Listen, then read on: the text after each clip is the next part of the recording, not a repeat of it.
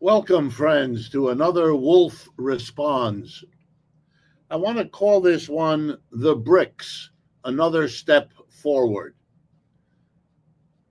The BRICS have just had, I believe it's their 17th annual meeting in Rio de Janeiro, Brazil, hosted by the leader there, Mr. Lula. And I want to talk about the significance of this institution, the BRICS.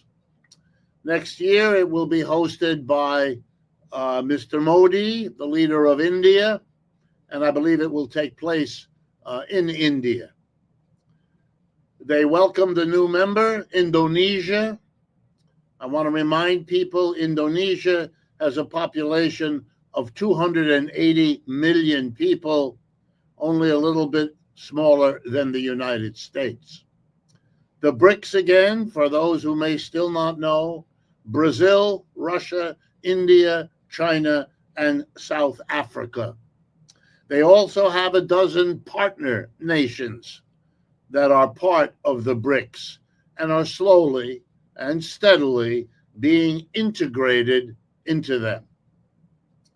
Before I talk about the significance of their meetings and what they've decided to do sooner, some later, I want to also mention a milestone that they achieved just a few weeks ago when it was announced that they just crossed $1 trillion. That is the value of the trade among members of the BRICS. $1 trillion worth of trade. Why is that important? Well, it's important because that's what the BRICS is about. Doing international trade on their own, out from under the domination of the United States. And that's indeed why the BRICS are important. They are not anti-American, as Mr. Trump casually likes to say. That's really not relevant to them. What they are interested in doing is becoming a part of a world economy that isn't anymore dominated by the US dollar as the global currency, by the US military as a kind of policeman for what trade can or cannot happen, as the source of goods they have to buy, markets they have to sell into, money they have to borrow, investments they have to secure. The United States came out of World War II dominant. All the other potential competitors had been destroyed economically and often also militarily and politically by World War II. And by that I mean Japan, China, Russia, Britain, France, Italy, Germany, Canada, you name it. They could not compete for one reason or another. The United States, king of the hill. Now, of course, any reasonable person with even a minimal grasp of history would have known that these were very special, very odd circumstances, and that the dominance of the United States, the dollar as the global currency, the United States as the producer of all producers, whether it was manufacturing or services or financial instruments, didn't matter. The U.S. dominated. It had the atom bomb. It had the overwhelming military, etc. Anyone with a good sense of history would have known this can't last. The advanced economies like Germany and Japan would come back. Yes, they would take a while, but they had the brain power, they had the institutions. And then there were the countries in Western Europe that had also achieved quite high levels of development. And there were the dark horses, if you like, Russia, China. No one quite knew whether they would come back from their destruction, and if so, how quickly. No one imagined what the Russians could do, and no one even had the faintest idea of what the Chinese proved they could do after World War II. Well, Americans were a little naive. They indulged themselves in believing it would last forever. Well, it didn't. And we now know that, but the BRICS is the most organized global manifestation. And that's why it's important to take note of the annual meeting they just had in Rio and the fact that they are bigger than they have ever been before, that they're doing more trade with one another than they ever did before, that they're borrowing money and making investments in one another more than they ever did before. And all of that is happening outside of and out from under the control, the domination of the United States.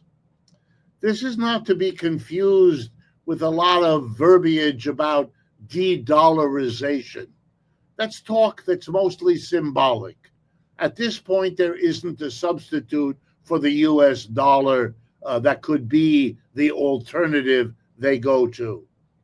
They are looking to settle their payments with one another in each other's currencies and working out a way to keep track of all of that. And the technology, blockchain, and others now exists to make that relatively straightforward. And they are going in that direction. Not to produce another currency other than the dollar. We're not at that point. That may develop, but we're not there. And that's not a priority of the BRICS.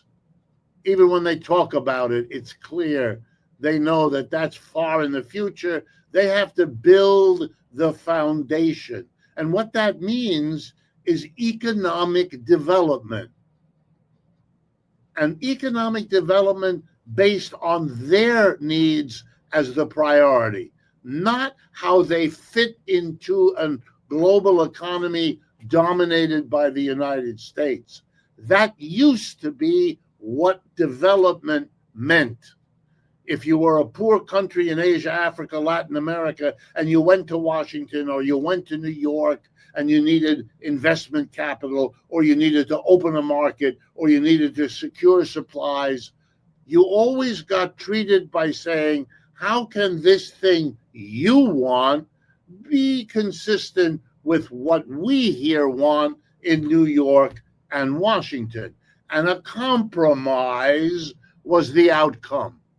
You got something for your canal in Nigeria. You got something for your medical system in Paraguay, but you also had to do all of that within the framework of loan agreements that the United States imposed on you, trade agreements, or you had to be sure not to do something that the United States didn't want, because if you did, then they wouldn't be so forthcoming on whatever it is you needed. What the BRICS is about is creating within the world economy a new and different part of it. And that part is the part not subject to the United States' direct or indirect economic, political, and military power. Do they escape from that 100%? No. The United States remains a global force. I mean, there are three major wars in the world today: Ukraine, Gaza, and Iran, and the United States is a central player in every one of them. And before that, we had Afghanistan and Iraq and Vietnam, and I could go on. So the world is not free of the United States and will not be for quite some time. But the relative position of the United States is shrinking. and it has been for 50 years. Only it's going faster now because the institutions are being formed and developed and nurtured as we speak. It is no longer appropriate to talk about the United States being challenged by the economic powerhouse that China has become. That's still true, but it isn't the main story. The BRICS are the main story. China is the key part of that, no question. But the BRICS are much bigger than just China. And they are the new phenomena of the world economy and need to be understood in that way. They are quite different one from the other. They have clashes in their cultures, their religions, their political ambitions, their military capabilities. They have arguments. They will have more of them. They don't all look at the Israeli activity in Gaza in quite the same way, and so on. But whatever those differences, they are carving out a space in the world economy that is a new option for everyone. And I mean everyone, every company working internationally, every business, and every country is rethinking strategy. How do we grow this business? How do we diversify the people we borrow from, the people we sell to, the alliances we as a country make? All of those fundamental decisions about world affairs are being remade as I speak to you. Every country, every business is realizing that the world economy in which they are groping their way to a future is in the process of a fundamental change, and the BRICS is the absolute core of that. The BRICS together now account for about 35% of the world's total output of goods and services. 35% of the aggregate GDP of this planet. The G7, that's the United States and its 6 major allies, Canada, Japan, Britain, France, Germany, and Italy, only account for 27, 28%. So the BRICS are already a bigger, richer, wealthier part of the world economy. That's why every company has to rethink its strategy. You can't focus on the G7, which for many of them was what they did kind of automatically for the last 75 years. That's not happening anymore. If you send a trade delegation to Washington and New York, which many of them do still, as soon as they're finished in Washington and New York, they go to New Delhi or Beijing or Sao Paulo in Brazil, and they present the same project. And they say, who can help us more? And the BRICS have gone out of their way, as I'm sure they will in the future, to carve their place in the world economy. And they know that the way to do that is to offer a better deal than you can get in the West. They're not stupid. They know the game. It's just like if a new brand of soda pop is available in your neighborhood, it might offer a cheaper can or a cheaper bottle than the traditional soda pop in order to get you to try it, in order to get you to see that it's good, etc., etc. That's what's going on. Conventional marketing, if you like. But it's now clear that the world is never going to be what it was in the last 75 years. Peculiarly, oddly, anomalously in the history of the world economy dominated by one country. Even the British, in the era of the British Empire, before the American Empire, didn't have the kind of control, never had the 800 military bases that the United States maintained, etc.